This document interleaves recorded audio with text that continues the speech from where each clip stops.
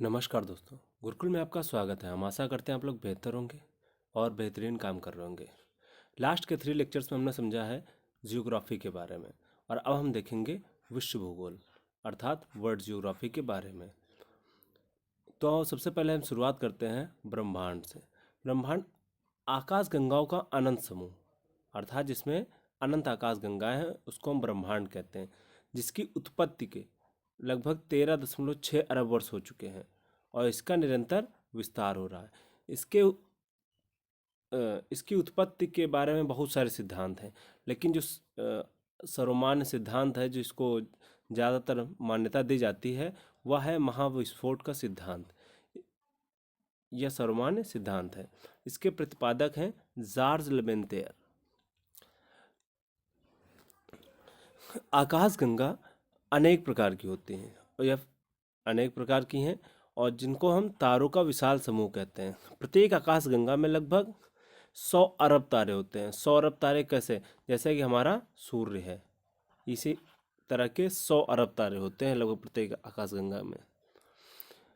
और जिस आकाश गंगा में हम लोग रहते हैं उसका नाम है दुग्ध मेखला अर्थात मिल्की वे, और जिसका अन्य नाम है मंदाकिनी। और हमारा सौरमंडल इसी में स्थित है। इसका आकार जो है ना सर्पिलाकार है। ये ये ये सर्पिलाकार। अब हम बात करते हैं सौरमंडल की। हमको ये पता चल गया कि आकाश गंगा किसे कहते हैं, आकाश गंगा किसे कहते हैं, और हम लोग किस आकाश गंगा में रहते हैं? मंदाकिनी में। और मंदाकिनी आकाश गंगा में ही हमारा आता है सौरमंडल। अब हम देखते हैं सौरमंडल के बारे में। सौरमंडल में ग्रहों, क्षुद्र ग्रहों, उल्काओं, धूमकेतुओं एवं अन्य आकाश पिंडों का समूह है जिसको हम सौरमंडल कहते हैं, जिसका निर्माण लगभग 4.6 अरब वर्ष पूर्व हुआ था। और इसकी समस्त ऊर्जा का स्रोत क्या है? सूर्य है। सौरमंडल के ग्रह हैं बुध, शुक्र, पृथ्वी, मंगल, बृहस्पति, शनि, अरुण, वरुण। और पहले यम को ग्रह माना जाता था, बट अब उसको हटा दिया गया है, क्योंकि उसको कहा जाता है कि जब वो सूर्य का चक्कर लगाता है, मान लीजिए सन है सूर्य, ये सूर्य हो गया, और इसके चारों ओर जब ये ग्रह चक्कर लगाते हैं तो जो यम था वो दूसरे ग्रहों की कक्षाएं काट रहा था। इसके कारण उसको ग्रहों की श्रेणी से हटा दिया गया।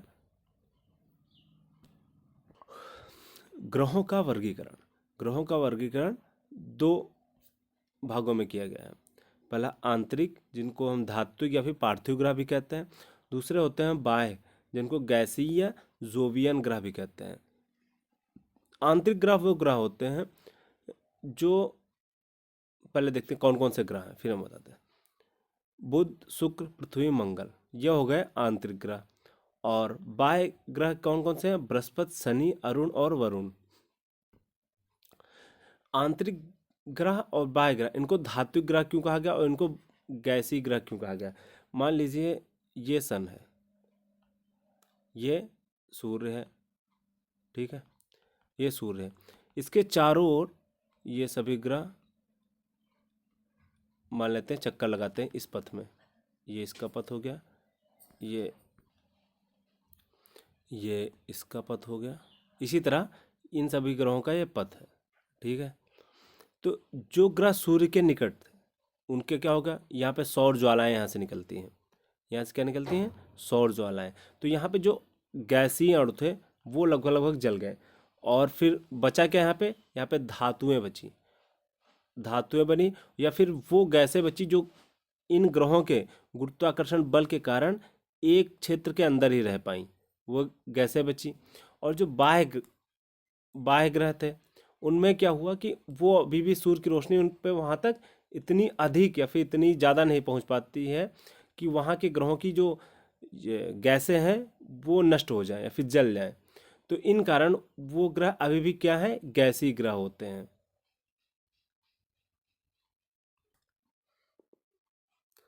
अब अगर हम सूर्य से बढ़ती हुई दूरी के आधार पर ग्रहों का क्रम देखते हैं तो सबसे पहले आता है बुध, फिर शुक्र, पृथ्वी, फिर मंगल, फिर बृहस्पति, फिर शनि, अरुण और फिर वरुण।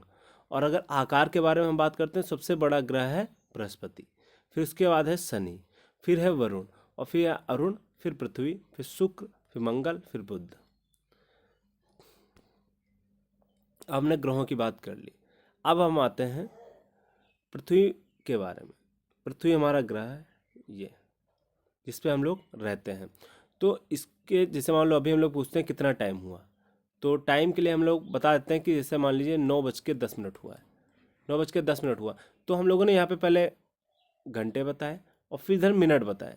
उसी तरह अगर हमको मान लो पृथ्वी पर किसी को अपनी लोकेशन या कुछ बताना है, तो हम लोगों ने पृथ्वी को कुछ काल्पनिक रेखाओं से उसको कई भागों में बांट रखा है।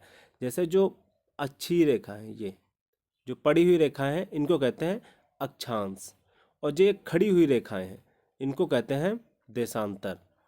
ठीक है, तो हम देखते हैं अक्षांश रेखाएं क्या हैं, ये समांतर रेखाएं हैं और काल्पनिक रेखाएं हैं। जैसे ये हमारी पृथ्वी हो गई, ये हो गई 0 डिग्री अक्षांश, और ये काल्पनिक रेखाएं हैं और समांतर हैं, ये एक दूसरे को कहीं भी नहीं काटती हैं ये।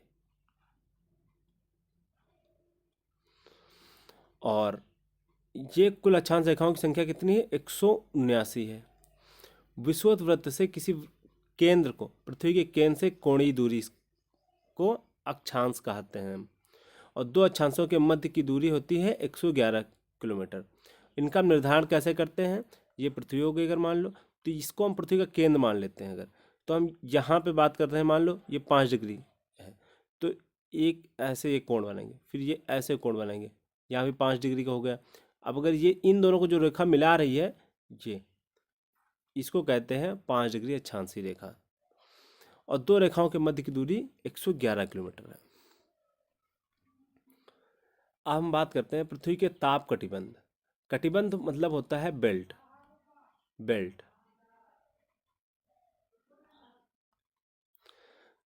पृथ्वी पर पड़ने वाले सूर्य की किरणों के आधार पर हम लोगों ने पृथ्वी को कई भागों में बांट रखा है। पहले तो पृथ्वी को उत्तरी ध्रुव और दक्षिणी ध्रुव दो भाग हो गए। फिर ये जो मध्य से एक काल्पनिक रेखा हम लोग गुजार रहे हैं, इसको कहते हैं 0 डिग्री अक्षांश या फिर विषुवतीय रेखा। ऊपर 23.5 डिग्री अक्षांश पे पड़ती है कर्क रेखा, और उससे ऊपर 66.5 डिग्री अक्षांश पे पड़ती है उत्तरी अक्षांश, जिसको हम उत्तरी ध्रुव वृत्त कहते हैं। और दक्षिण की तरफ जो 23.5 डिग्री अक्षांश पे है, इसको कहते हैं दक्षिणी अक्षांश या फिर मकर रेखा। और जो 66.5 डिग्री पे है, इसको कहते हैं हम दक्षिणी अक्षांश या फिर दक्षिणी ध्रुव वृत्त। और 23.5 डिग्री उत्तरी अक्षांश लेकर 23.5 डिग्री दक्षिणी अक्षांश तक के क्षेत्र को हम कहते हैं उष्ण कटिबंधीय क्षेत्र, ये हो गया। और फिर 23.5 डिग्री अक्षांश से लेकर 66.5 डिग्री अक्षांश के मध्य को हम कहते हैं उत्तरी अक्षांश, उत्तरी शीतोष्ण कटिबंध। ठीक है, और 66.5 डिग्री से उत्तरी ध्रुव तक, जो कि यहाँ पे 90 डिग्री होता है, उत्तरी ध्रुव तक के कहते हैं हम उत्तरी शीत कटिबंध। इसी प्रकार दक्षिणी अक्षांश में देखते हैं 23.5 डिग्री अक्षांश से लेकर 66.5 डिग्री अक्षांश तक के क्षेत्र को हम कहते हैं दक्षिणी शीतोष्ण कटिबंध, और 66.5 डिग्री अक्षांश से लेकर दक्षिणी ध्रुव अर्थात 90 डिग्री तक हम कहते हैं दक्षिणी शीत कटिबंध।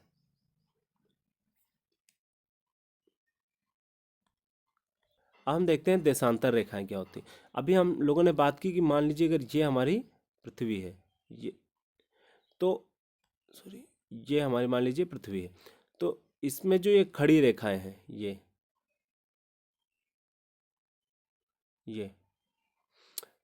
इन रेखाओं की विशेषता क्या होती है, ये ध्रुवों पर जाके मिलती हैं, और इनमें विषुवत रेखा पर अर्थात 0 डिग्री अक्षांश पे सबसे अधिक दूरी होती है। तो आइए इनके बारे में देखते हैं। दो देशांतर रेखाओं के बीच अधिकतम दूरी विषुवत रेखा पर होती है। ठीक है, ग्रीनविच रेखा के से किसी स्थान की कोणात्मक दूरी है, या लंदन में एक स्थान पाया जाता है जिसको हम ग्रीनविच रेखा कहते हैं, वहीं से इन सब की दूरी, उसको बेस मान के वहीं से इन सब के कोण की दूरी मानी गई है। उत्तरी एवं दक्षिणी ध्रुव को मिलाने वाली काल्पनिक रेखाएं होती हैं, इनकी लंबाई बराबर होती है, इनकी लंबाई बराबर होती है, जबकि जो अक्षांशीय रेखाएं होती ये मान लीजिए ये पृथ्वी, ये अक्षांशीय रेखाएं होती, इनकी लंबाई बराबर नहीं होती, लेकिन ये जो देशांतर रेखाएं होती हैं इनकी लंबाई बराबर होती है। और कुल देशांतर रेखाओं की संख्या 360 है। दो देशांतर रेखाओं के बीच की दूरी को गौरे कहते हैं। और 0 डिग्री देशांतर प्रधान या मोत्तर कहलाती है। और दो देशांतर रेखाओं के बीच न्यूनतम दूरी ध्रुवों पर होती है। हम बात करते हैं पृथ्वी की। इसको नीला ग्रह भी कहते हैं। क्यों? क्योंकि यहाँ पे जल की अधिकता है। जल के कारण सतह के लगभग 29% भाग पर स्थल है और जबकि 71% भाग पर जल है। इसका आकार गोलाकार है एवं ध्रुवों पर यह चपटी है। ये इसका कुछ आकार ऐसा है, ऐसा। ये ऊपर हो गया उत्तरी ध्रुव और नीचे हो गया दक्षिणी ध्रुव। इसका औसत घनत्व है 5.5 ग्राम पर सेंटीमीटर क्यूब और इसकी औसत त्रिज्या है 6378 किलोमीटर। अब पृथ्वी की आंतरिक परतों के आधार पर इसको कई भागों में बांटा गया है। जैसे मान लो ये पृथ्वी है, ये